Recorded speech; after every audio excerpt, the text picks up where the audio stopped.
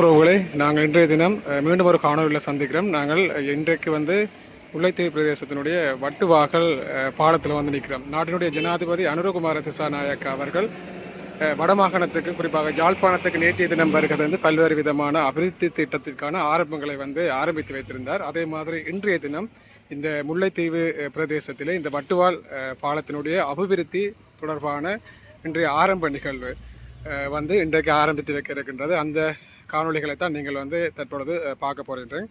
வட்டுவாகல் பாலமானது குறிப்பாக தமிழர்களுடைய இலங்கை தமிழர்களுடைய வரலாற்றிலே ஒரு மறக்க முடியாத ஒரு இடம் அப்படின்னு சொல்லலாம். பல நினைவுகளை கொண்ட இந்த வட்டுவாகல் பாலமானது குறிப்பாக 1958ஆம் ஆண்டு காலப்பகுதிகளில் வந்து அமைக்கப்பட்டிருந்தது. குறிப்பாக இது வந்து 62 வருடங்களுக்கு மேற்பட்ட ஒரு பழமையான பாலம்.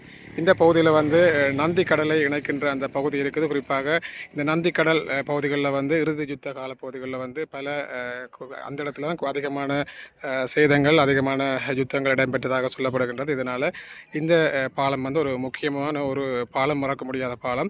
இது வந்து ஒரு பழமையான பாலம் அப்படின்றதால இது வந்து பல்வேறு விதமான பிரச்சனைகள் இந்த பாலங்களில் இருப்பதாக வந்து சமீப காலங்களாக வந்து மக்களாலேயும் சரி குறிப்பாக இந்த பிரதேசத்தினுடைய எம்பிமார்களால் வந்து பல குற்றச்சாட்டுகள் வந்து முன்வைக்கப்பட்டிருந்தது. அதனைத் தொடர்ந்து பாராளுமன்றத்திலும் இந்த விடயங்கள் பேசப்பட்டு இதற்கு ஒரு அபிவிருத்தி நடவடிக்கைகளை மேற்கொள்ளுகின்ற நடவடிக்கை இன்றைக்கு வந்து ஆரம்பித்து வைக்க இருக்கின்றது. குறிப்பாக ஜனாதிபதி அனுரகுமார திசாநாயக்க அவர்களால் வந்து இந்த போக்குவரத்து இணைப்பு நாங்கள் இந்த பரந்தன் பகுதியிலிருந்து இந்த முல்லைத்தீவு பிரதேசத்தை வந்து இணைக்கின்ற அதாவது A35 ரோட் அந்த வீதியினுடைய மிக நீண்ட ஒரு பாலம் அப்படின்னு சொல்லலாம் இந்த பாலம்.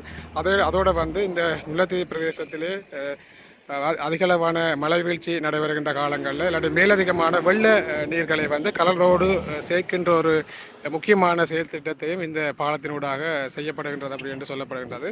இந்த பாலம் ஒரு பாவிக்க முடியாத ஒரு நிலைக்கு இன்றைக்கு வந்து வந்திருக்குது என்றால் குறிப்பாக இந்த பாலத்தினூடாக ஒரு வாகனம், பெரிய வாகனம் என்று சொல்லி சொன்னால் ஒரு வாகனம் தான் வந்து போகக்கூடிய ஒரு நிலைமை காணப்படும். 2 வாகனங்கள் ஒரே அடியாக வந்து போக முடியாது. அதோடு வந்து மழை வெள்ளங்கள் அதிகமாகின்ற சந்தர்ப்பத்தில் வந்து இந்த பாலத்தை மேலாள மேவியும் தண்ணிகள் பாய்கின்றதால பல தடவைகள் வந்து இந்த போக்குவரத்து தடைகள் கூட இந்த இடத்துல வந்து ஏற்பட்டிருந்தது. அதே மாதிரி இந்த பாலத்தினுடைய கட்டுமானங்கள் வந்து இந்த தாங்குகின்ற தூண்கள் எல்லாம் வந்து மிகவும் சேதமடைந்த ஒரு நிலைமையிலையும் பல விபத்துக்களுக்கு உள்ளாகின்ற ஒரு வாகனங்கள் விபத்துக்கு உள்ளாகக்கூடிய ஒரு நிலைமையில் வந்து இந்த பாலம் காணப்படுகின்றதால இதனுடைய அபிவிருத்தி இந்த பிரதேச மக்களுக்கு ஒரு முக்கியமான அபிவிருத்தியாக வந்து காணப்படுது அப்படின்னு சொல்லலாம். இன்னும் ஒரு சற்று நேரத்திலேயே இந்த இடத்துக்கு வந்து ஜனாதிபதி அவர்கள் வேற இருக்கின்றார். அது தொடர்பான காட்சிகளை நாங்கள் தொடர்ச்சியாக பார்க்கலாம். இந்த பாலத்தினுடைய முதற்கட்ட அபிவிருத்திக்காக 100 மில்லியன் ரூபாய் வந்து இந்த வருட பட்ஜெட்டில் வந்து ஒதுக்கப்பட்டிருக்கு அப்படின்னு சொல்லப்படுகின்றது. நாங்கள் தொடர்ச்சியாக வந்து இந்த அனுரகுமார திசாநாயக்க அவர்களுடைய வருகை என்ன மாதிரி இருக்குது, அவர் என்ன மாதிரியான விடயங்களை வந்து இங்கே வந்து கலந்துரையாட போகின்றார் அப்படின்ற விடயங்களை நாங்கள் தொடர்ச்சியாக பார்க்கலாம். வட்டுவால் பாலம் முழுக்கலுமே வந்து இராணுவத்தினர் அதே மாதிரி பாதுகாப்பு படையினர் போலீஸார் எல்லாரும் வந்து குவிக்கப்பட்டிருக்கணும். இன்னும் ஒரு சற்று நேரத்தில் வந்து வருகை இருக்குது.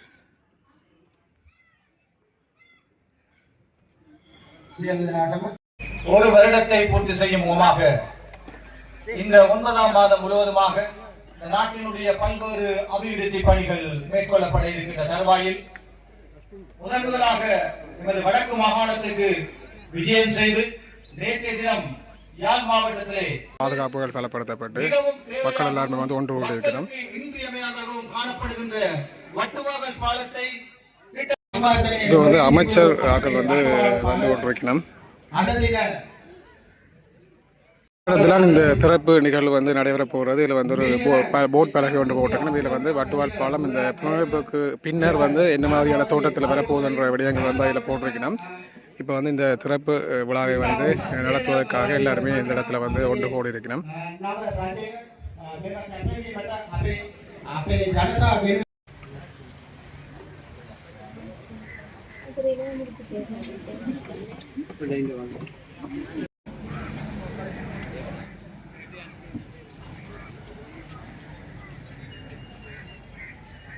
அதனுடைய புனரமைப்புகளினுடைய ஆரம்ப நிகழ்வு சற்று நேரத்தில் இடம்பெற இருக்கிறது.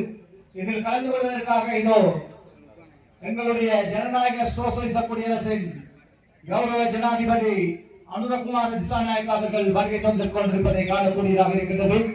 இந்த ஆரம்ப நிகழ்வுகள் கலந்து கொள்வதற்காக பல்வேறு பிரதேசங்களில் நிகழ்வுகளுக்காக අපගේ මොළදේ දිස්ත්‍රික්කයේ සම්බන්ධන කටයුත්තේ ඉතා විශිෂ්ට අධීරයක් ලෙස වටුවල් පාලමේ සමාරම්භ උත්සවය සඳහා ශ්‍රී ලංකා ප්‍රජාතන්ත්‍රවාදී සමාජවාදී ජනරජයේ ගරු ජනාධිපති අනුරකුමාර දිසානායක මැතිතුමා සහ පාර්ලිමේන්තු ඇමතිවරු සමග මෙම වටුවල් පාලමේ සමාරම්භ උත්සවය අපගේ ජනාධිපතිතුමාගේ ශක්තිමත් කිරීම වේදිකාවට ඉතා ගෞරවයෙන් මෙම දිස්ත්‍රික්කයේ ජනතාව වෙනුවෙන් ගෞරවයෙන් යුතුව ආරාධනා කර සිටිනවා. இதோ எங்களுடைய கௌரவ ஜனாதிபதி அவர்கள் இந்த விழா மண்டபத்துக்குள் அழைத்து வருகின்ற நிகழ்வு இடம்பெற்றுக் கொண்டிருக்கின்றது. அமைச்சர்கள், பிரதி அமைச்சர்கள், பாராளுமன்ற உறுப்பினர்கள், மாவட்டத்தினுடைய அரசாங்க அதிபர் மற்றும் ஏனைய முக்கிய பெருமக்கள் இப்பொழுது அழைத்து வருகின்றார்கள். கரங்களை தட்டி எங்களுடைய ஜனாதிபதி அவர்களை அன்போடு முல்லைத்தீவு மாவட்டத்திற்கு வரவேற்பதில்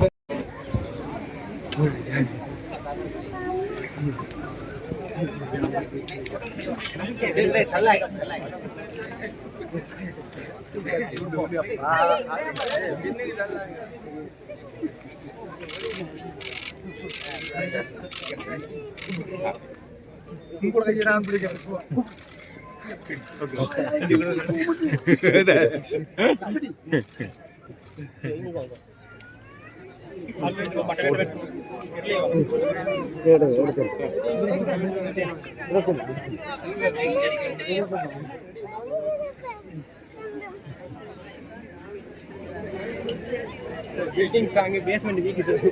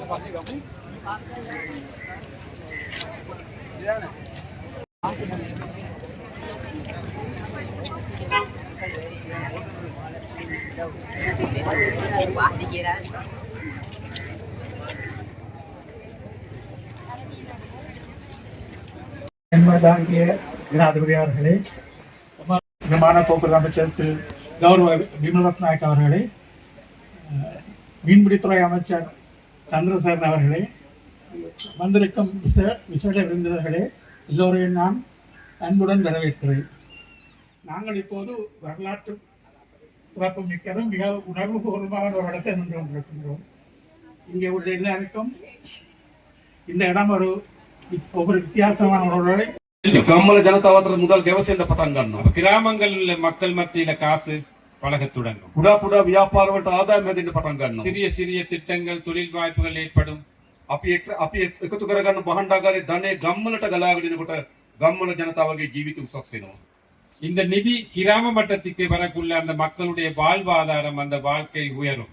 එහෙම විතරක් නෙවෙයි තවත් ඍජු ලෙස ඒ ජනතාව ඉලක්ක කරලා අපි ආධාර දෙන්න ඕන. அது மட்டுமின்றி அந்த மக்களை நேரடியாகவே நாங்கள் பார்த்து பல திட்டங்களை மேற்கொள்ள අපි தயார். අද උදේ ආරම්භ කරා මේ යාපනයේ මේ උතුරු පළාතේ පොල් අක්කර 16ක් වගා කිරීමේ ව්‍යාපෘති මේ අවුරුද්දේ. நாங்கள் இன்றைய தினத்திலே காலையிலே ஆரம்பித்தோம். வட மாகாணத்திலே 16000. 16,000 ஏக்கர் தென்னை பயிற்சிகை புதிதாக පොල් අක්කර 16000 කියන විශාල ප්‍රමාණයක්. இப்ப தென்னை பயிற்சிகை 16,000 ஏக்கர் என்பது பெரிய ஒரு සාමාන්‍ය தொகை. අක්කරයකට පොල් පැල 64ක් අවශ්‍ය වෙනවා. வளமை சாதாரணமாக 64 தென்னம்பிள்ளைகள் ஒரு ஏக்கருக்கு நடலாம். පොල් පැලයක් රුපියල් 4000ක් විතර වෙනවා. පොල් පැලයක වටිනාකම රුපියල් 4000ක් විතර වෙනවා. ஒரு தென்னை பயிர், அந்த தென்னம்பிள்ளை ஒன்று கிட்டத்தட்ட 4,000 ரூபாய் மதிப்பா. අපි මේ පොල් පැල සියල්ල නොමිලේ ලබා දෙනවා. நாங்கள் அனைத்து அந்த தென்னம்பிள்ளைகளையும் இலவசமாக ඒ கொடுக்கிறோம். වගේම පොල් සාරවත්ව වැඩෙන්න නම් පොහොර අවශ්‍යයි. அதே போன்று தென்னை மரங்கள் வளர்றதுக்கு பசலை தேவை. ඒ සඳහා පොහොර සානාධාරය ලබා දෙනවා. அதற்கு பசலை மானிய அடிப்படையில் நாங்கள் வழங்க தயார். ඒ වගේම පොල් සඳහා හොඳට ජලය අවශ්‍යයි. அதே போன்று தென்னைக்கு தண்ணீர் வேண்டும். එදා ජල බිඳු තාක්ෂණය සඳහා අක්කරයක රුපියල් 30000ක ආධාරයක් ලබා அந்த දෙනවා. நீர்ப்பாசன திட்டங்களுக்காக ஒரு ஏக்கருக்கு 30,000 ரூபாய் நிதி ஒதுக்கீடு செய்திருக்கிறோம். ඒතර ජනතාවට සංවර්ධනය හරහා මුදල් ගලාගෙන යනවා වගේම அப்போது ජනතාවගේ ආර්ථික ඉලක්ක කරලා අපි සානාධාර ලබා දෙනවා. அபிவிருத்தி வேலைகள் ஊடாக நிதிகள் வரும். அதே வேளை மக்களுடைய பொருளாதாரத்திற்கு நேரடி முதலீடுகளையும் நாங்கள் செய்திருக்கிறோம். අපිට අවශ්‍ය වෙන්නේ කුමක්ද? எங்களுக்கு என்ன தேவை? ජනතාවගේ අවශ්‍ය වෙන යටිතල පහසුකම් අපි වර්ධනය කරන්න ඕන. மக்களுடைய அடிப்படை தேவைகள், அடிப்படை வசதிகள் நாங்கள் හැබැයි செய்து ඒවා கொடுப்போம். සමාන ලෙසම அதே போன்று அதுக்கு சமனாக ජනතාවගේ ජන ජීවිත උසස් වෙන්න ඕනකම තියෙනවා. மக்களுடைய அந்த சாதாரண வாழ்க்கையும் உயர வேண்டும். අපි දන්න මේ ගම් පැතිරලා දුප්පත් භාවයේ තිබෙනවා. எங்களுக்கு தெரியும், இந்த கிராமங்களை எடுத்துக்கொண்டால் வறுமை இருக்கின்றது. දරුවන්ට ඉගැන්වීමේ දුෂ්කරතාවයන්ගෙන් පෙළෙනවා. பிள்ளைகளுக்கு படிக்க கஷ்டம், නිවාසයක් හදාගැනීමේ දුෂ්කරතාවයන්ගෙන් පෙළෙනවා. ஒரு வீடை அமைத்துக் கொள்ள கஷ்டம், රෝගී තත්ත්වයට ඇති වුණු බෙහෙත් මිල දී ගැනීමේ දුෂ්කරතාවයකින් පෙළෙනවා. நோய்வாய்ப்பட்டால் மருந்து கொள்வனம் செய்ய ඒක තමයි முடியாது. ග්‍රාමීය ජීවිතේ තියෙන්නේ. இப்படித்தான் கிராமிய வாழ்க்கை எடுத்துக்கொண்டார். මේක දීර්ඝ කාලයක්. இது நீண்ட காலமாக දශක ගණනාවක් අපේ ගම්වල මිනිස්සු ජීවත් වුණේ එහෙම. பல தசாப்தங்களாக மக்கள் இப்படித்தான் வாழ்ந்தார். දැන් අපේ අභිප්‍රාය මොකක්ද? இப்போது எமது எதிர்பார்ப்பு என்ன? අපේ පාලන කාලය ඇතුළත எமது ஆட்சியின் கீழ் මුළුමනින්ම මේ දුප්පත් භාවයේ තුරන් කිරීමේ අරමුණෙන් අපි වැඩ කරනවා. முற்றாகவே இந்த வறுமை ஒழித்து கட்டுவதற்காக நாங்கள் செயல்படுவோம். දරුවන්ට හොඳට අධ්‍යාපනය හදාරන්න, பிள்ளைகளுக்கு நல்ல கல்வி රුවල් පද්ධති දියුණු කරලා සෞඛ්‍ය පහසුකම් ලබා ගන්න. வைத்தியசாலைகள் மேம்படுத்தி சுகாதார විශේෂයෙන්ම අපි வசதிகளை ගත්තොත් பெற்றுக்கொள்வது, මේ මුතියන් කට්ටු ගව යටතේ ඇති වාරි මාර්ග පද්ධතිය අපි දියුණු කරනවා. விசேடமாக இந்த மாவட்டத்திலே முத்தேன் கட்டுக்கு கீழ் இருக்கும் அந்த நீர்ப்பாசன திட்டங்களை மேம்படுத்துவோம். ඒ වගේම මාංචෝලේ රෝහල පහසුකම් වැඩි දියුණු කරන්න සැලසුම් කරලා තිබෙනවා. அதே போன்று மாஞ்சோலை வைத்தியசாலையிலே அந்த வசதிகளை ඒකට අවශ්‍ය වෙන වෛද්‍යවරු සහ ගොඩනැගිලි ලබා දෙනවා. அதற்கு தேவையான கட்டிடங்கள், வைத்தியர்களை අපි பெற்றுக் ප්‍රවාහන கொடுப்போம். ඇමතුමක්ව කෝකිලාවේ පාලම් පිළිබඳ අපි දැනටමත් ඒක අධ්‍යයනය කරන්න පටන් අරන් තියෙනවා. எமது போக்குவரத்து அமைச்சர் கூறினார், குக்குலாய் பாலத்தை එතන புனரமைக்க පාලමක් ஆய்வுகள் செய்கின்றோம் என்று. එතන පාලමක් ඉදි කරන ශක්්‍යතාවයක් තිබුණ බව වාර්තා වුණු. அங்கனைக்கு பாலம் ஒன்று கட்டக்கூடிய அந்த அந்த சூழல் அமைந்தால், அந்த ஆற்றல் இருந்தால், ලබන අවුරුද්දේ මේ පාලම ඉදි කිරීම සඳහා මුදල් වෙන් කරන්න අපි ලෑස්තියි. கடந்த வருடத்திலே இந்த பாலத்தை புனரமைக்க நிதி ஒதுக்கீடு செய்ய தயாராக අපිට ඕන මේ පළාත් තුළ තියෙන දුෂ්කරතාවය මුදව ගන්න ඕන. எங்களுக்கு தேவையாக இருப்பது இந்த பகுதியிலே இருக்கும் இந்த வறுமை ஒழித்து கட்ட ஜனதா- வேண்டும். පෙළෙන දුප්පත්භාවය මුදවා ගන්න අපි කටයුතු කරන්න ඕන. மக்கள் முகம் கொடுக்கும் இந்த பிரச்சனைகளுக்கு, வறுமைக்கு தீர்வு வழங்க வேண்டும். ඒක තමයි ආණ්ඩුවක වගකීම.